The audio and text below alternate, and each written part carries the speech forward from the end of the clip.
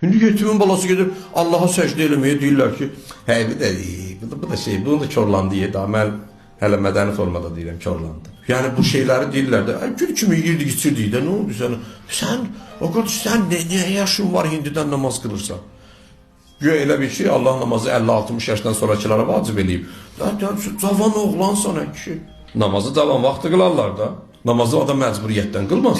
O ki Allah deyir ha, mən ümmətlərin, bəlaların, o ümmətlərdən ruku eləyən gənclərə də görə götürürəm. Bilirsiniz niyə gəncləri misal vurur? Çünki gənc günah eləyə bilərdi, eləmir. Qocanın rukusuna bir şey vermirlər. Bizə niyə? Çünki rukudan başqa bir şey eləyə bilmir. Allah deyir, cavanın rukusuna görə mən sizə ruzu bərəkət verirəm.